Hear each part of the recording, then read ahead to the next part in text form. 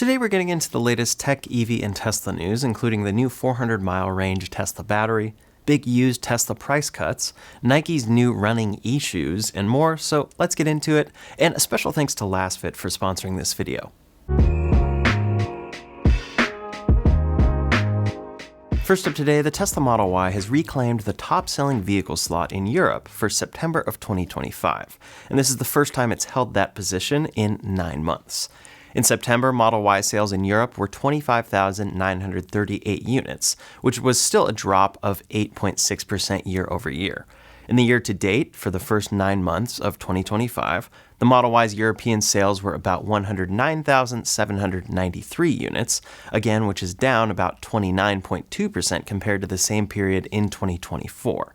In 2024, it was about 155,000. When we look at the 9-month period, they are beat out by a few cars that we definitely do not have in the US: the Sandero, Clio, and T-Roc. Overall in Europe, the new car market saw encouraging growth, with September volumes up about 10.5% year over year, though year-to-date growth was about 1.1%. So as we can see, the Model Y took the monthly top spot, and it's definitely an improvement over previous months, but it's still a drop in sales on year-to-date, which does suggest it's not a full comeback yet. You may see people very excited about this top spot, and yes, it's a good thing, but it doesn't mean we're all the way back to where we were with previous Model Y sales in the market. The other thing that we see in Europe that we do not see in the United States is a lot of competitive pressure. That's because there are value brands and other models coming from Chinese automakers into Europe. And when that happens, there are a lot of other affordable options to choose from. In the United States, there still really aren't that many options. Overall, this is good news for Tesla in that market, and then we'll see how things pan out with the introduction of the Model Y Standard and Model 3 Standard there. In the United States, it's only about a $5,000 price difference, but it's much more of a significant price difference and a price drop over in Europe, so it may actually succeed. Next up today, now that the EV tax credit is gone, we've seen automakers have to adapt. We've seen a number of things from Tesla, like a reduction in lease prices, with an announced increase coming in November, a 3.99% APR offer for the standard and premium trims of the Model 3 and Y, but now we're seeing used cars get some special deals from Tesla as well. Used car leasing is available from Tesla, and it's now available as low as $190 per month in some cases. On top of this, they're reducing prices in inventory and specifically listing those reductions in price. They list reductions from $1,000 to $3,200 off, so it's definitely a time that you could get a pretty good deal on these cars.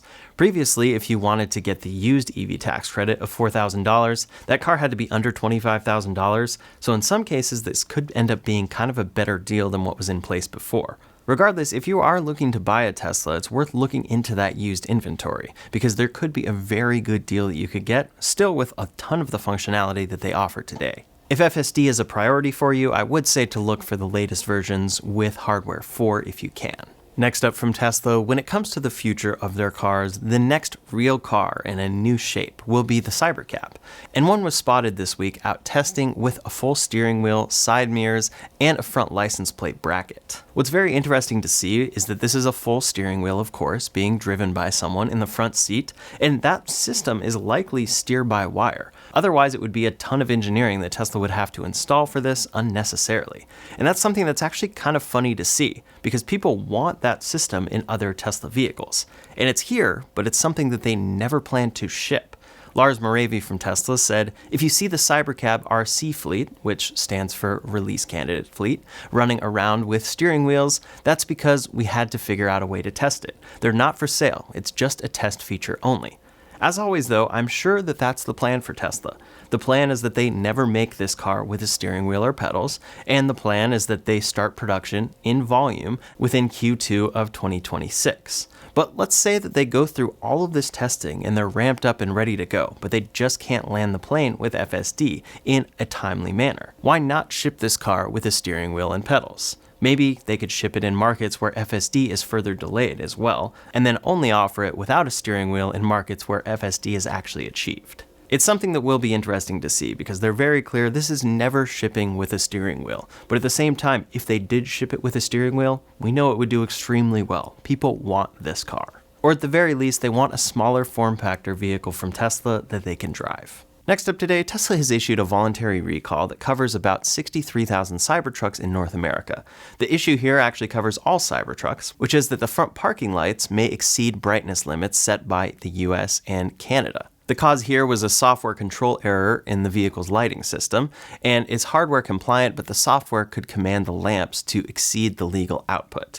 The fix, of course, is an over-the-air software update, which Tesla is pushing with 2025.38.3 or any later version, and it corrects this issue. There's no hardware replacement or fix necessary. What's interesting, though, is that Tesla usually doesn't break down production numbers per model. So the size of this recall covers all Cybertrucks, and it actually tells us how many Cybertrucks have been produced so far, about 63,600 of them. That's definitely a lot less than I think Tesla themselves and fans of Tesla expected for the Cybertruck at this point. Many expected that those 2 million orders would actually come to be, but they still have not introduced the truly cheaper version coming in at $40,000, and it seems like we probably will never see it. So I'm not sure we'll ever really see a big turnaround in numbers there. Next up today, the latest updates for Tesla's full self-driving system. Version 14 is now out, and I believe that most people I know who have hardware 4 have some version of version 14. But there are a lot of hidden features in this, and it's interesting to see. The first one is one that I've noticed, and it takes a little getting used to, and it's the fact that that autopilot blue steering wheel icon that we've known for years has been removed. The system now instead uses the word self-driving, and it's highlighted to indicate that autopilot is active. There's also a subtle blue underglow that appears beneath the car, even if the vehicle is stationary, and it's always there when FSD is enabled. They've also added a few different messages on screen, like increased attention required as an alert when approaching challenging zones like construction or a railroad crossing, and this is the system prompting the driver to pay closer attention. Then Start FSD from Park is relabeled to Start Self-Driving, and it's available at basically any time, not just when parked. So in a sense, they may be replacing the scroll wheel function or the stock function on older cars for enabling autopilot, instead having you tap self-driving on screen. Hands-free mode is now explicitly named on screen, so this has been moved and enhanced. And then the speed control logic has been significantly overhauled. Previously, there was a speed offset setting, and this has been removed. And now the speed is basically just governed by the selected speed profile, instead of you scrolling up or down like more of a traditional cruise control system. So on the slowest side of things, they have that profile called Sloth, which offers more caution, and then they have Mad Max on the other side of things that's much more aggressive. Before we go any further, I want to thank today's sponsor, Lasfit. Lasfit makes a great set of all-weather floor mats and cargo liners for the refreshed Model Y. These heavy-duty liners are designed to fit perfectly into your Model Y to protect the interior in all climates and situations. It comes with 7 different precisely molded mats, designed to protect your vehicle's entire interior. I particularly love these because I often load drums into my car with the rear seats folded down in my Model Y. Beyond just protecting the back of those seats and my interior though, they really give it a more premium look. Compared to the mats that come with a Tesla, even a premium Tesla, this set goes above and beyond. Teslas are just basic carpet mats that only cover the footwells. Lasfits though are a sleek, perfect fit that manage to be perfectly easy to clean while remaining comfy under your feet. They're all stain resistant, waterproof, and anti-slip, meaning you're always prepared for whatever life throws at you. No matter what is spilled on them, food, juice, sand, mud, you can just vacuum it up, you can rinse it off, or you can wipe it down. Here are mine after a month, and all I need to do is rinse them down, good as new. Their durable design and high-quality materials make sure that they don't deform or break down even after heavy wear and tear in extreme conditions or just from daily use. They're made out of an environmentally friendly TPE material that is more durable, flexible, and resistant to wear and tear than traditional rubber mats. On top of that, they're made from fully recyclable materials and are free from harmful chemicals, making it a safe and sustainable floor mat option for your new Model Y.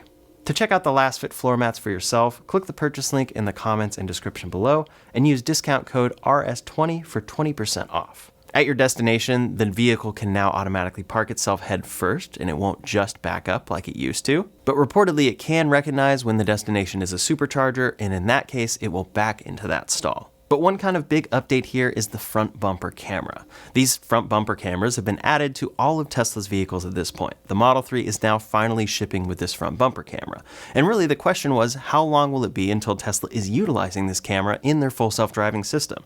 They put it in the Cybercab, so they obviously need this camera long-term for self-driving. Otherwise, they would leave that part off if it wasn't required. It definitely creates a weird situation because they have a lot of hardware for cars that are equipped with everything except that front bumper camera, in the case of the Model 3. But reportedly, in the latest version of FSD, it now uses that input. If it's obstructed, the vehicle will now display a warning to clean that camera.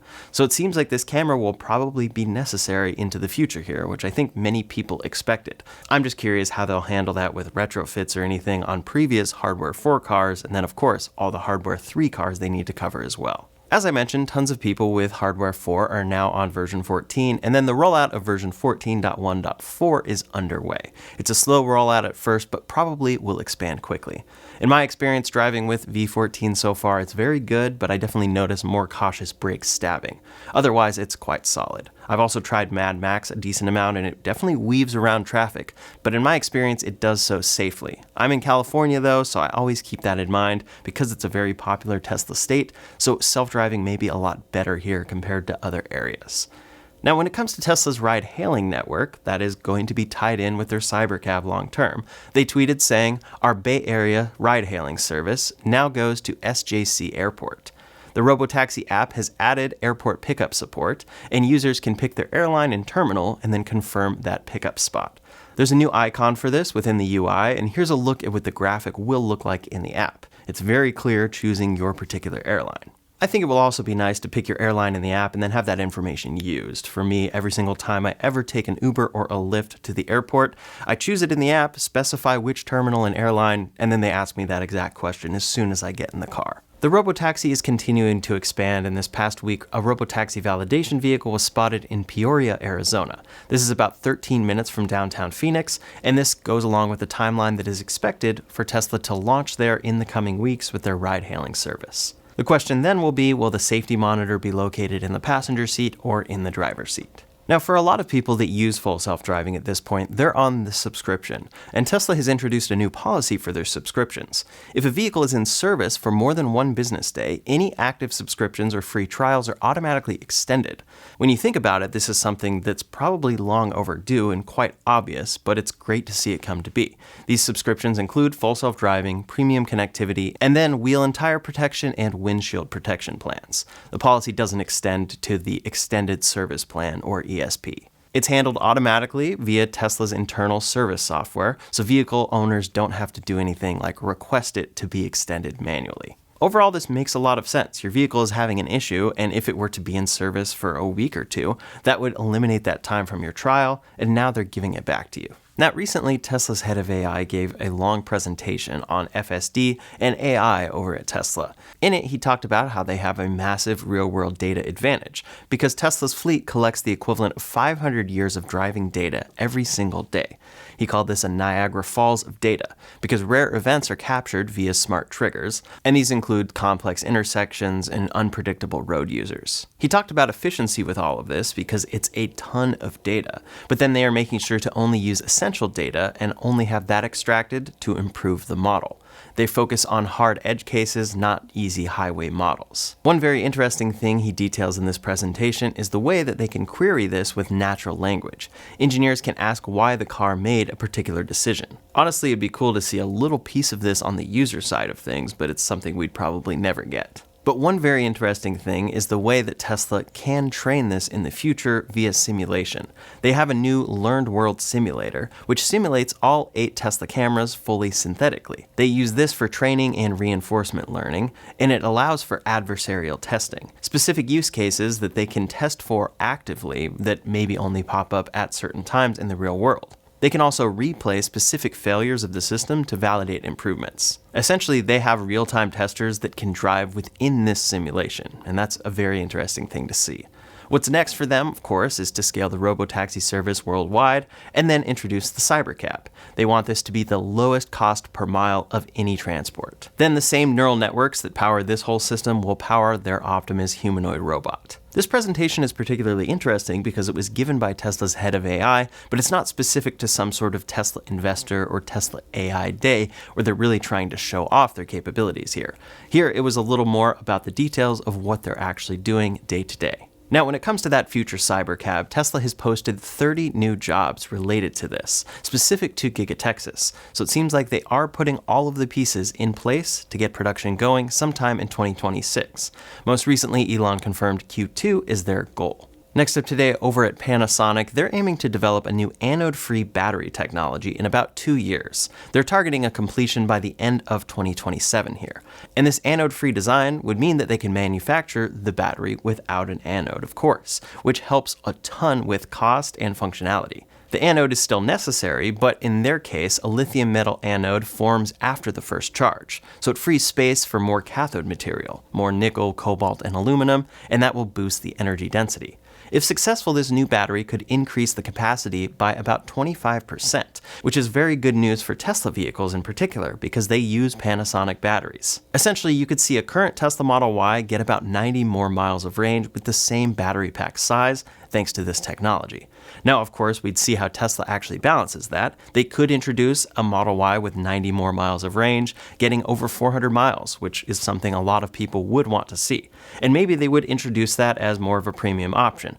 But I think long term, what they really would want to do is take this technology and decrease the battery pack size to improve efficiency and keep a reasonable range at a lower cost. On top of this, Panasonic also intends to reduce the amount of nickel used in each of their batteries, and hopefully this is something that will help them to cut costs as well. As always, these are the battery developments that Tesla is more excited about. We see companies talking about solid-state batteries and these massive leaps in performance, but we never see them actually scale and come to be. When something like this gets introduced by Panasonic and you see a 25% increase, that's something we could realistically see, and it's more exciting because it probably can actually scale up in a reasonable timeline. Next up today, over at Tesla, when you look at their future, it doesn't have that much to do with vehicle sales directly. And the former CEO of Stellantis is now suggesting, because of that Elon Musk may eventually leave the automotive industry entirely. Instead, he'll be focused on ventures such as robotics, AI, or SpaceX. He argues that Tesla's current valuation is stratospheric, and he doubts that the company will meet its ambitious operation targets tied to its leadership and market expectations. Then, of course, he specifically highlights growing competition from companies like BYD, which are very much optimizing on cost efficiency and growth. He even goes as far as to say he is not sure that Tesla will exist in 10 years in its current form or with the same business model. Specifically as well, he says that Elon Musk's divided attention across multiple high-profile ventures means that Tesla may lose its founder's focus at a critical time for the auto business. In response to this, Elon Musk, of course, said he has absolutely no clue. This is an interesting take to see because at its surface, if you're a big Tesla fan, you're going to see this and say, well, he has absolutely no clue, just like Elon Musk said. But he is talking about their business looking entirely different in a decade. And when we look at the difference between a traditional automaker and what Tesla actually wants to become, it may actually be unrecognizable from what we see today, assuming they achieve these FSD goals.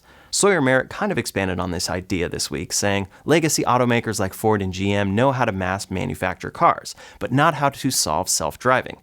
Tech companies like Google, which owns Waymo, will likely figure out self-driving, but they don't know how to mass manufacture cars. Tesla is the only company in the Western world that is capable of doing both, mass manufacture cars and solve self-driving.